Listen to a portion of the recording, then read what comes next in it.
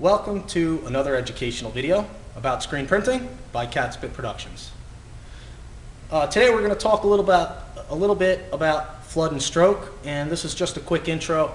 I wanted to show you guys a close-up of how I flood and stroke and give you some tips on why I flood and stroke that way, and to also make you aware of some of the pros and cons of doing it that way versus the traditional way which a lot of screen printers seem to have in the industry, which is kind of like a push flood and then pulling the stroke to you in such a way. So I just wanted to show that how I do it really close up and talk about it while we're looking at the close-up. So okay, so here we are. Now my typical flood and stroke is like this. I lift the screen, I flood this way, and then I stroke like this. Okay, and this is like a clear stroke. Okay, so as you can see, it pushes out the ink pretty well. So it's a flood stroke. And the reason I do this, as you can see, you can manage your ink on the screen a lot easier than the other method. The ink tends to stay here at the end and on the sides, so you can do this through your print run. When you need to collect your ink back up, you can just go like this. Okay, see, it really controls the ink a lot better. And as you can see, when you go like this, you watch how this ink rolls, how it starts to roll, and see it curl over itself. It rolls. You see that? You see that rolling action? Okay, and also note that you see how the squeegee is placed in such a way that it creates this wedge. It creates a wedge like this, and as you push forward, the angle of your squeegee, like the more upright I have it, the more it's pushing the ink down. The less or more severe angle, the less ink it's pushing down. So if you go upright like this, it's pushing a whole lot of ink through there, like that. Okay? If you go like this, it's scraping it more off, right? Okay? And this is as opposed to the method where people will go like this. Okay, they go like this and then go like this. Now, I can tell you right now that this is a very inefficient way of transferring force to the squeegee. This is a lot less ergonomic on your body. It's harder on your back, it's harder on your fingers, it's harder on your wrist. Okay, because all the force action is going into your wrists and forefingers, whereas this way, it's all in your upper body, in your shoulders, and you're pushing down. There's just a much more efficient transfer of force with this particular method.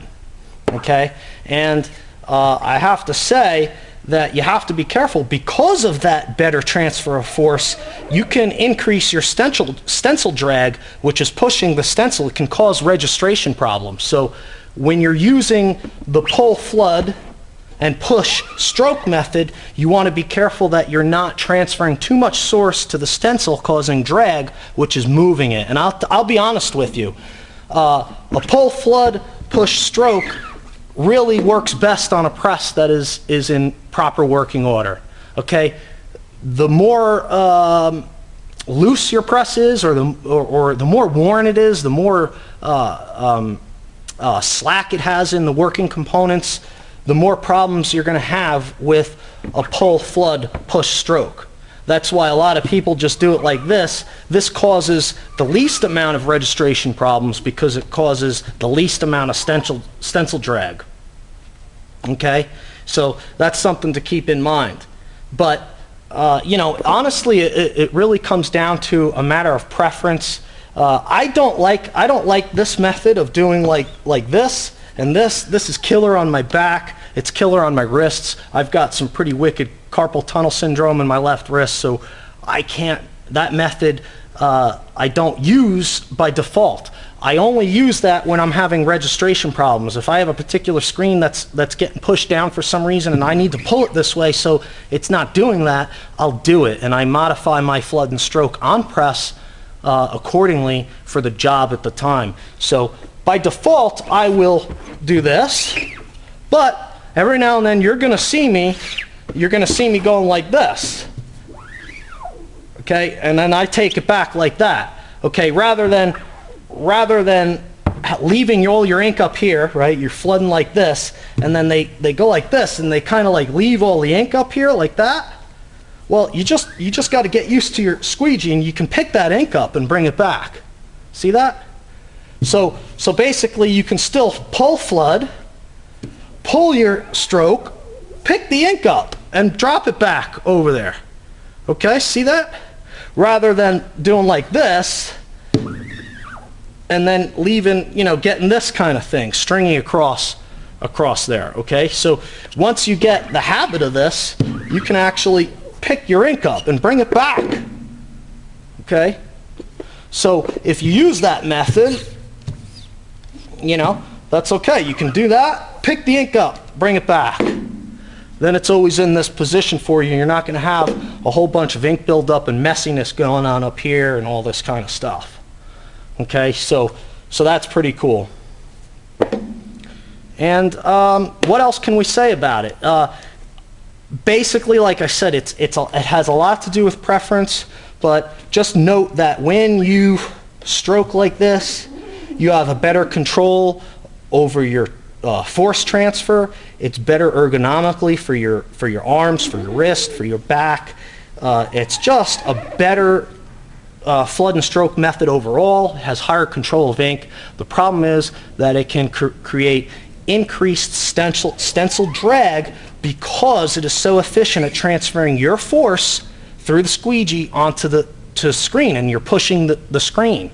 So that's the only thing you have to be careful of if you want to use this method, is just be careful that when you're doing your stroke, that you're not using excessive force, because this will transfer your force way better than doing it like this.